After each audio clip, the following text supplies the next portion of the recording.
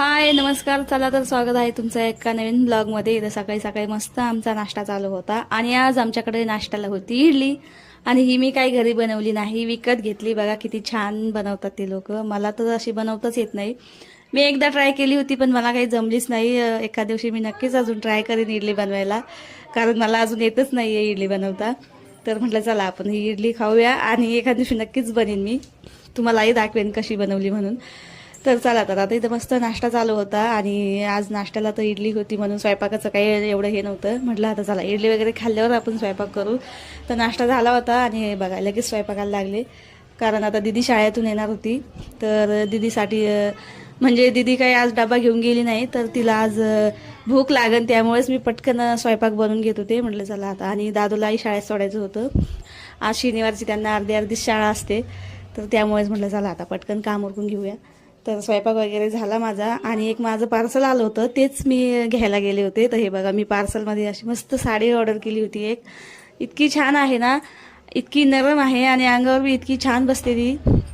मला खूप आवडली त्यामुळेच मी ऑर्डर केली. मी जेव्हा बघितली का तर म्हटलं खूप छान साडी आहे गड्या, आणि इतकी स्वस्ती बी आहे, एवढी काही महाग नाही आहे. हे बघा इतकी छान आहे. तर म्हटलं चला तुमच्यासोबतही शेअर करते थोडीशी.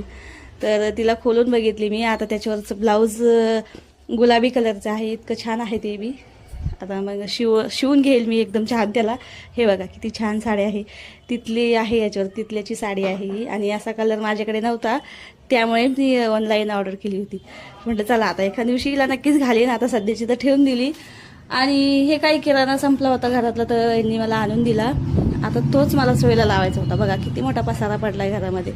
तर सगळेजण मला मदत करत होते पसारा ठेवायला. तेच किराणा सामान सगळं आपलं महिन्याचं असतंय, महिन्याला सगळं असं काही भरून आणावं लागतंय. तर हे बघा दादू दीदी सगळे असे काही मदत करत होते, दादूचे पप्पा. तर चला बघा आता जेवण वगैरे आम्हाला करायचे होते आणि आता दुपारचा टाईम होता. म्हटलं चला आता जेवण वगैरे झालं की थोडंसं निवांत बसायचंच हे होतं, कारण की आज खूप सकाळपासूनच काम काम काम चालू होतं मागे. तर म्हटलं चला आता जेवण वगैरे करू आणि मग माझा ब्लॉग मी इथंच एंड करते. चला मग भेटूया पुढच्या ब्लॉगमध्ये. आवडला असेल तर नक्कीच लाईक आणि सबस्क्राईब करा. भेटूया पुढच्या व्हिडिओमध्ये. बाय.